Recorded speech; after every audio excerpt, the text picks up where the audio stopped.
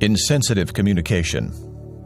When ministering to those who are suffering, we must avoid adding to any person's pain by communicating false information. Here's Gene. We see this principle really illustrated in the sense that Job responded to this insensitive communication, and he responded in a very painful way. And you'll see that response to Eliphaz in chapter 6, verse 14. A despairing man should receive loyalty from his friends, even if he abandons the fear of the Almighty. In other words, even if I turn against God, he's saying, you're my friends. And I expect more from my friends than this kind of communication. So you can see how these men, and particularly Eliphaz in this situation, though he was speaking on behalf of the other guys because he said, we have made this conclusion. You can see the pain that they added to his situation because of what he considered disloyalty and a false conclusion, because it was not in harmony with what Job really knew about himself and the way he lived. So he's saying basically, you've been disloyal to me. You should understand my anger. You should understand my why questions. And even if I'm angry at God, you're my friends. You should understand me. You should see me in this particular situation. You should see my despair. And we see this more specifically defined as far as his despair in verse 13 of chapter 7. When I say, my bed will comfort me, and my couch will ease my complaint, then you frighten me with dreams. You terrify me with visions, so that I prefer strangling, death, rather than life in the body. I give up. And by the way, we ought to be able to understand that. Here he is in the ash heap. Lost everything. Boils head to foot.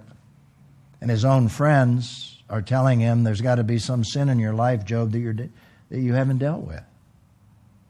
And so he says, I give up. I will not live forever. Leave me alone, for my days are a breath.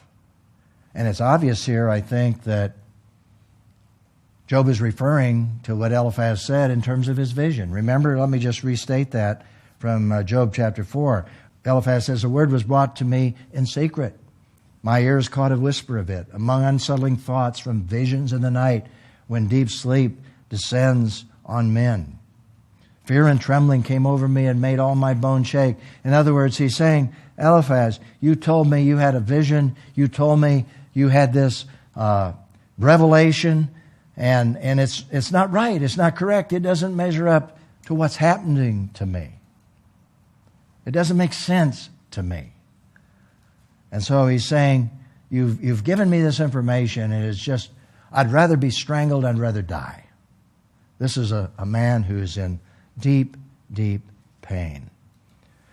Now, let me say this. I think Job's friends probably meant well.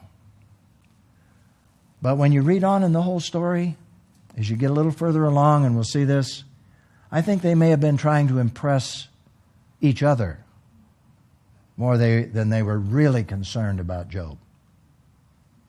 They were trying to impress perhaps each other with their own knowledge, with their own discernment. And the very thing that they were accusing Job of was probably guilty in their own life. Pride and arrogance. Paul had to deal with this kind of thing when he was in prison. And Philippians chapter 1 is a very interesting paragraph when he wrote this from prison. Wrote to the Philippians. And he said, to be sure, some preach Christ out of envy and strife, but others out of goodwill. These do so out of love, knowing that I am appointed for the defense of the gospel.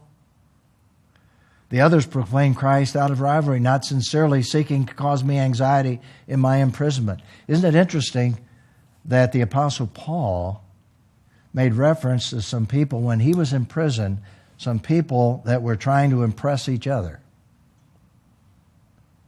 and adding to his pain rather than helping him. And maybe when Paul was penning these words, he was thinking of Eliphaz. Maybe he was thinking of what happened to Job in this particular situation. Later on, he was in prison, and he faced another difficult situation. And maybe he was thinking of Job at this point in terms of his friends, who in a sense forsook him. That is, forsook Job, these three guys. And we're going to see this unfold as the story unfolds. But notice what Paul wrote in 2 Timothy. Now he's in a dungeon. Now he's heading for the guillotine. He knows he's going to die. And notice what happened, 2 Timothy chapter 4, verse 16. At my first defense, no one stood by me, but everyone deserted me. Whoa. Imagine that. Here's the Apostle Paul in chains, in a dungeon. And he's going before Nero to defend his life. And he said, no one stood by me. Everyone deserted me. See, that's the way Job felt. He felt deserted by God, and he felt deserted by his friends. Now, Paul, of course, in this situation had a much bigger perspective on the purpose and what was happening in his life. And what an example he is when he says, may it not be counted against them.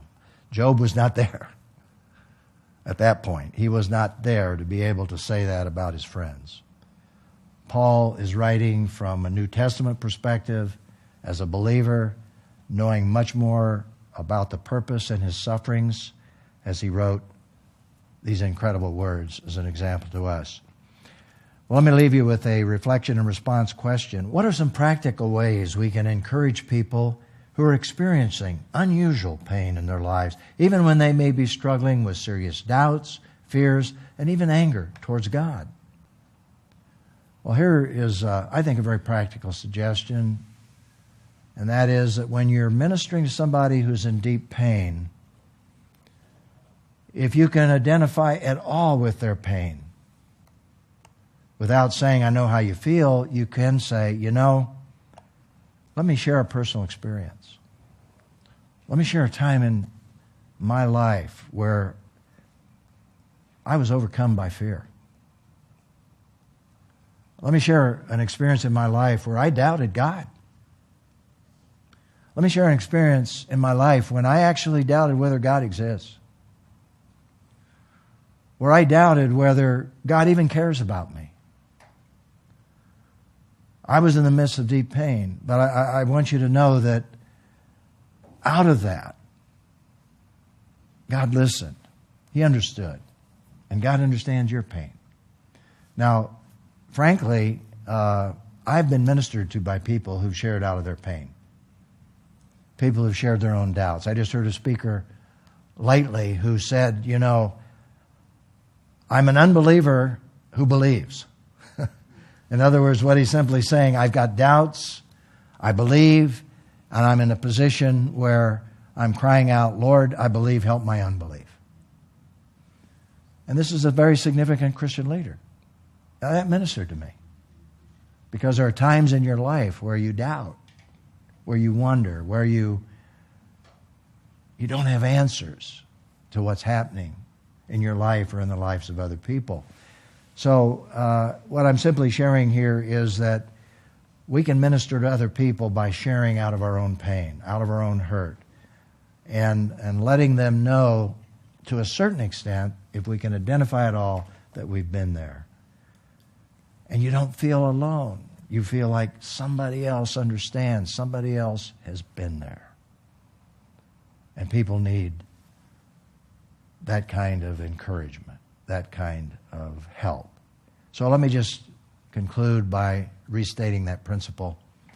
When ministering to those who are suffering, we must avoid adding to any person's pain by communicating false information.